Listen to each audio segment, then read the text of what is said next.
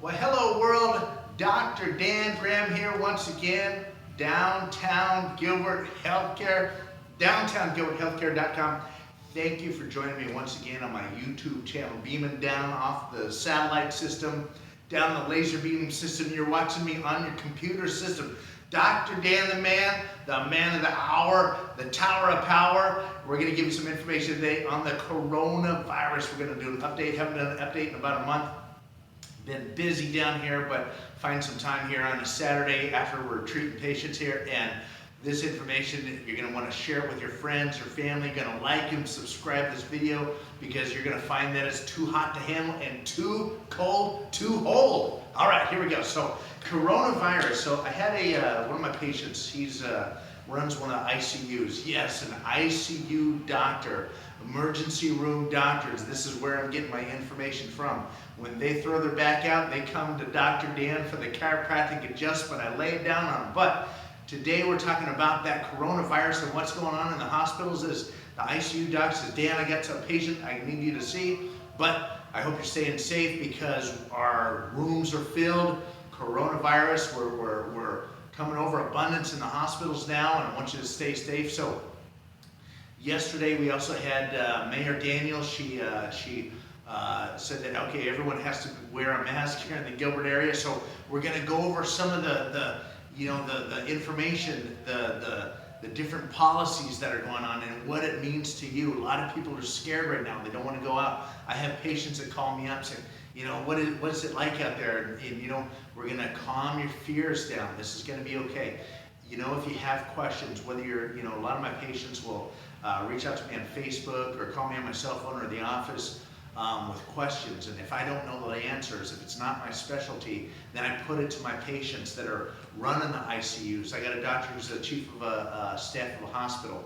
I get internists, intensivists, hospitalists. I treat the doctors that own 2 of the ERs here in the Valley. I treat doctors from the Barrows Neurological Institute, nurses all over the place from Mayo Clinic ICU to Barrows to St. Joe's. So a lot of this information we're getting from the frontline providers, not necessarily the CDC, the frontline providers. What are they seeing here in Arizona? So first and foremost, if you're wearing a mask, understand that wearing a mask, it protects you from infecting other people. Doesn't necessarily protect you from getting the virus, okay? And we're going to go over that information and why that is. But when the CDC first started, they said, no mask is needed. Now they say a mask is needed.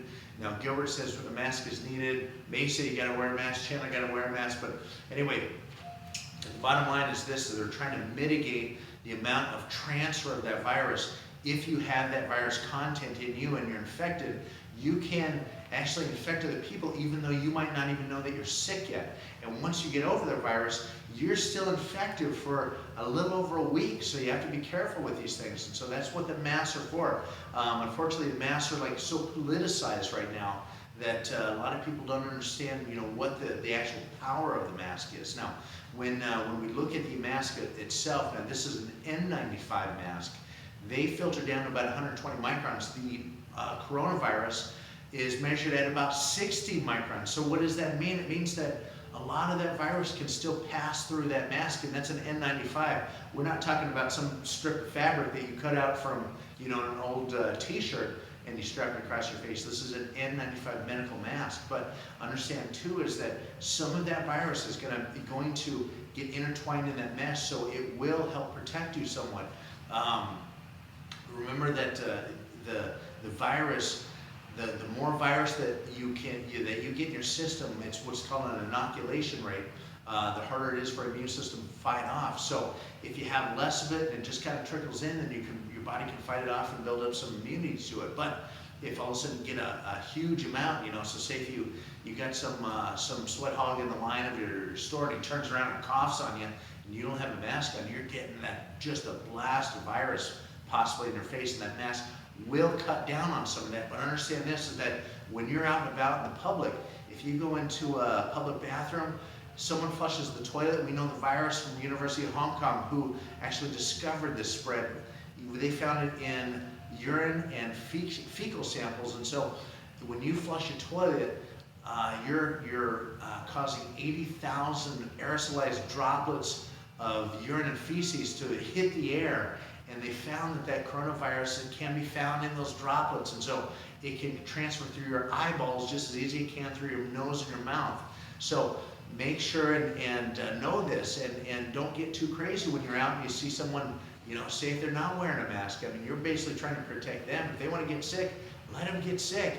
That's their problem. But still, in the very end, we're all going to come in contact with this virus, because now we know from the studies is that the antibody resistance is now dropping down in 2 or 3 months, and so we aren't getting this long-term protection from our immune system. And so this is acting a whole lot like the immunity to the flu virus or the cold virus, where you can build up some antibodies to it, but it mutates so quickly that the next time it comes around, it's probably not going to give you any more immunity to it because of the antibody drop or because it's a different strain. Okay, so if you're going crazy and you're quarantining yourself and you're wearing a mask, you're saying, I gotta outride this thing.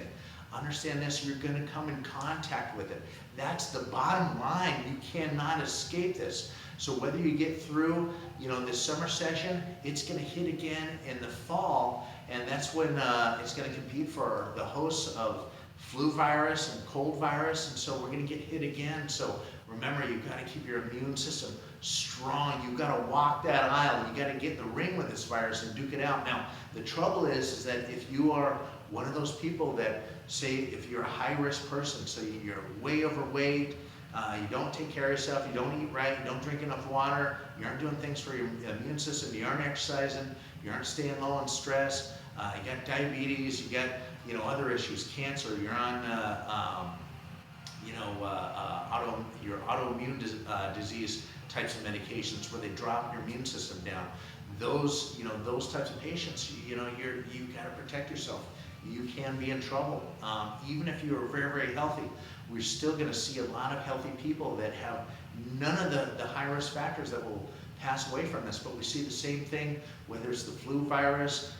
Most people don't realize that Maricopa County is, I think, the highest ranked state for West Nile virus infections in the country. And you don't hear a whole lot about that, but we still see people that will succumb to the West Nile virus with massive organ failure and whatnot. So the bottom line is this, is that, we probably won't be able to out-vaccinate this. If we could out-vaccinate the flu, we would have a vaccination, and we would have to get flu shots every year. But sometimes that vaccination for the flu shot is dead on, and sometimes it's not. Sometimes it's so good that the secondary flu strain will overtake the first one, and then we're in trouble from that because we don't have the vaccination for it. But with the coronavirus, we're going to see probably the same thing, which is we aren't going to be able to out-vaccinate. And I hate to tell a lot of people this, but when we have these different virus infections, they have a way of finding the weak in our population. Those are the ones that, I hate to say it, but they're in trouble, and we gotta protect them. So anyway, know this too, is that I've been getting a lot of reports from nurses, and they're staying in masks for 8 to 12 hours, and they're getting dizzy at the end of the day. So this is important. When you're wearing a mask, you've got to take a break from it. So if you're driving in your car, you go home, you got to take that mask off and get some fresh oxygen into the system. Some of my nurses are doing a blood oxygen saturation test at the end of a day. 8 hours of wearing a mask, and they're down in the 80s for the oxygen, because that mask is trapping that CO2, and they keep kind of breathing it in. And so this can actually create some brain issues as well. So we don't want to, just constantly wear the mask and think that, okay, this is the end-all be-all. We just need to wear a mask and we're just going to be fine. These are the unintended consequences that we can have. Now, second thing is that when we have the mask, understand that if you're out in the public and that mask is trapping some of that virus, guess what you're doing is you're creating like a potpourri, like a garden of virus and bacteria. You're breathing moisture into the mask, and that is what kind of keeps that virus and the bacteria kind of holding on. And so the problem is that people aren't taught how to wear the mask and how to take care of them. If you're in the hospital, that mask is used one time and it's thrown away. Now what we're seeing is people are pulling it up, with their hands, they're crumpling it up and putting it in their purse, then they're grabbing things, grabbing the steering wheel, grabbing their keys, feeding their kid, feeding themselves. They got it laying on the counter. that virus is still active on those masks if it's there, and so it's transferring to anything that you're putting it on. So understand this, that you have to utilize new masks, or at the very least, wash the masks and lay them out in the sun for hours at a time. Let that sun kind of burn off some of that virus. Hopefully it'll do that, but you can't just, keep a mask and think that, okay, I'm just going to wear this, and then a week later, think that, well, maybe I should wash this. You got to do it often, because you're harboring that filtration of virus that is right over your mouth and your nose. Remember, the virus is smaller than an N95 mask, and it's much smaller than some old mask made from a t-shirt. So you got to be aware of this. And the second thing, that you have to watch out is the fitment of it. I go into some of the stores, and people are wearing it below their nose, and and they're fussing with it, and guys with beards have it on, and there's a lot of ways that the virus can get through that. So you got to be educated on the proper fitment of this. This is so important. But still, again, there is that you can get that virus content through your eyeballs, and it will affect you there. So if you think that you're going to go out in public and you're not going to get infected because you wear a mask, you are sorely mistaken. And then the bottom line, at the very end of the day, at the very end of the year, we all have to belly up to the table and look that virus eye to eye, and we have to duke it out with them, because that's how our immune system gets stronger. But unfortunately, we aren't getting long-lasting immunity, and so this is also going to come into play when they offer a vaccination. How long is that immune system actually going to take to build up an immunity, and how long is it going to last?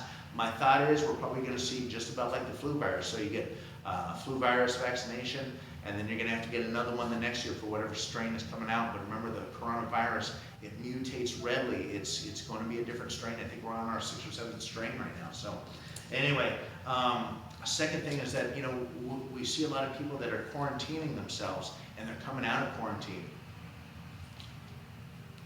And the problem is this, is that now we're seeing the big spikes in the numbers of the coronavirus here in Arizona and Florida and across the U.S. And guess what?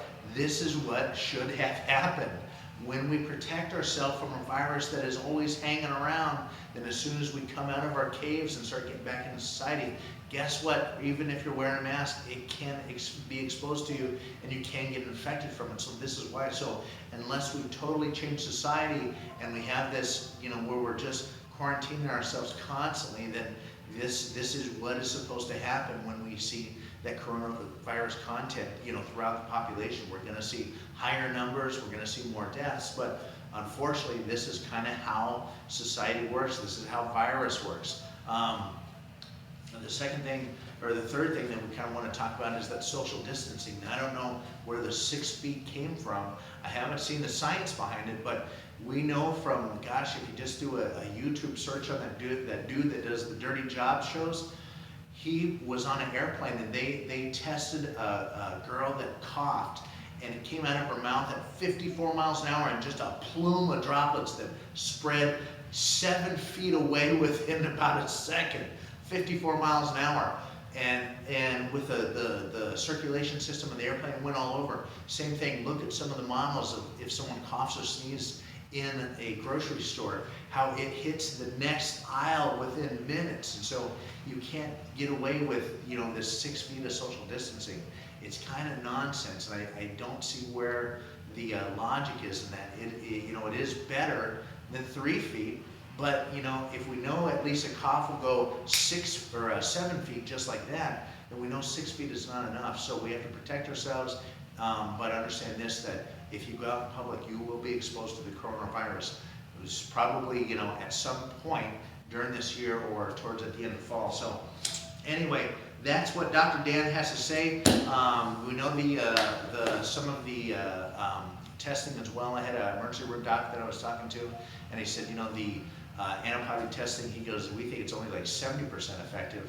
And I said, why is that? And he said, because we think that the immune system of some of these people is knocking it out so fast that it's not allowing the body to build up the antibodies for this virus. And this would make sense, because why we see certain people that are quarantined with their family, and their family never comes down with the antibodies, almost like they were never exposed to it. Well, the bottom line is this, is that they were exposed to it, and their body just fought it off. But it also leads to the fact that when we're seeing the antibody count drop, or you're not even building antibodies to it, why people can get infected a second or a third time. So this is just a little bit of news for you. I want you to share it with people. And by all means, if you have questions for Dr. Dan, then send them my way. If I don't know it, then I'm going to send it out. Some of the nonsense things that people are claiming in order to cure the coronavirus, just as the good doctors that have told Dr. Dan and I relate it to you, it does. A lot of these things are just hogwash and do not work. You know, I even got a flight surgeon involved on one of these because, you know, it was something about some high altitude sickness. If we treat it like this, then, you know, this is the secret to getting past the coronavirus. And it is not. We're staying right in front of the people that are treating this. And so, anyway, if you have questions, by all means, send them my way. And you are listening to Dr. Dan the Man, Dr. Dan Graham, Downtown Gilbert Healthcare. And I take it from a know-it-all who tries to know it all. Just for you, I try and keep in front of the people that can give us that great information so I can